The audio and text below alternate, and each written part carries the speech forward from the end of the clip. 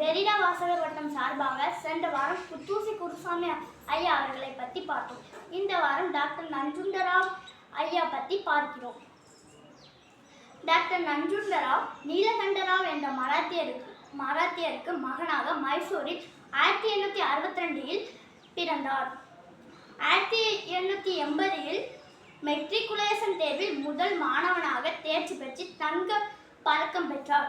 1890 மருத்துவ படிப்பை முடித்து தங்க பதக்கமும் பெற்று மருத்துவரானார்.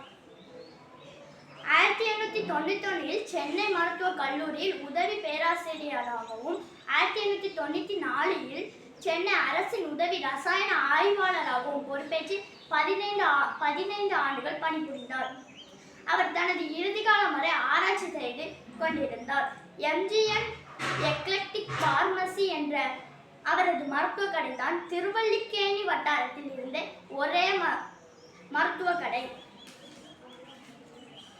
அவர் சிறந்த தேச பக்தனாகவும் விளங்கினார்.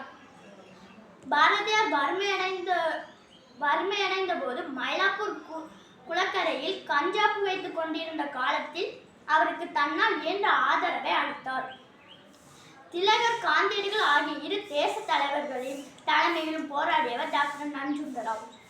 டாக்டர் நஞ்சுண்டராவின் பெரும் புகழுக்கு முக்கிய காரணம் இவர் சுவாமி விவேகானந்தருடன் தொடர்பு கொண்டிருந்த தொடர்பே ஆகும். 1914 வேதாந்த கேசரி என்னும் பத்திரிகையில் விவேகானந்தர் எதிரொலி என்ற பெயரில் ஆங்கில கட்டுரை ஒன்றை எழுதினார்.